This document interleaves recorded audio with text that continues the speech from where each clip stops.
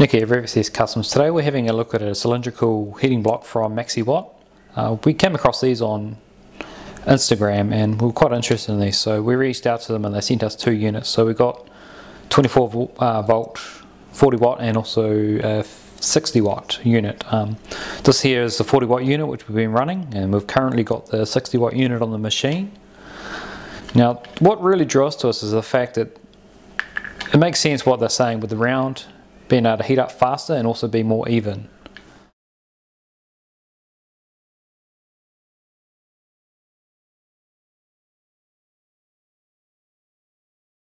In terms of size, it's actually a little bit smaller than your conventional heating block. This is just the standard size which you'll get on a CRT, Ender 3, anything of that nature. In terms of diameter, it's the same sort of size, but you're actually cutting those corners, so it makes sense that it gets better heat transfer because of the fact that it's not actually trying to reach into corners. It also, instead of running your normal heater cartridges, it actually runs a wire that actually runs the full diameter of this. There's some photos here of it, and it all makes sense that it's going to heat more evenly. It definitely heats quicker, even running the same 40 watt heater cartridge on a standard setup compared to this. It heats up probably, I would say, 2 times as fast. It's also got the thermistor built into it, which is actually placed at the bottom of the heating block, which is going to be closest to your nozzles to ensure that you've actually got heat. It's actually at the bottom side rather than the top side, or in this case some of them are here, some of them run them out towards the outside. All of the thermistors are in different spots. But as you can always see, the heater cartridge is always normally at the opposite end of where the nozzle is, whereas this, it actually surrounds the full nozzle, which is going to give you better heat distribution.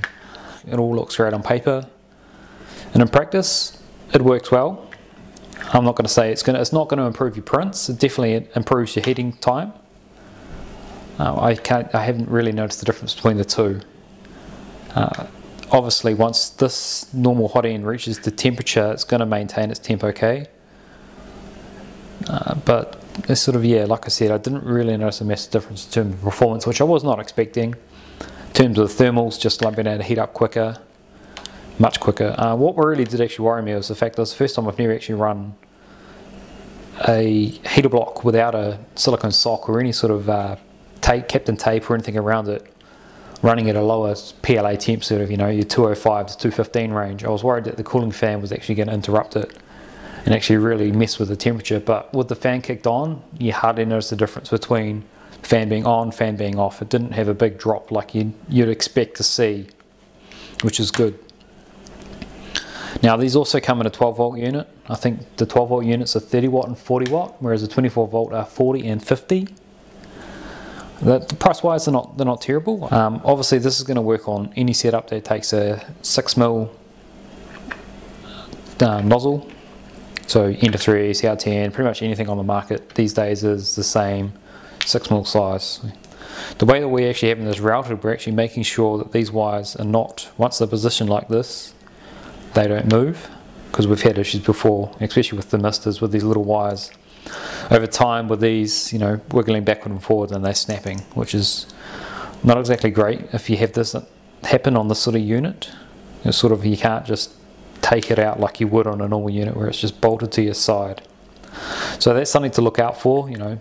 Make sure that this has not got any flex when your carriage is moving backwards and forwards, because otherwise it will cause you dramas. Now these units will be rated for your likes of your nylon, etc., but obviously you're going to have to run a full metal Hotend through it.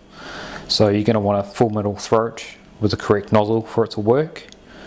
But they are rating these up to sort of 350 degrees, I believe, which we haven't got these up to that sort of temperature yet. We're going to keep further testing on our machine, but at the moment we're just testing PLA Pro at 220. We had no issues with it so far, other than the machine being a little bit temperamental. But that is not a fault of the Hotend, it's a fault of the machine just needing a little bit of maintenance. So until the next video, have a good one, and don't forget to like and subscribe to this video. Cheers.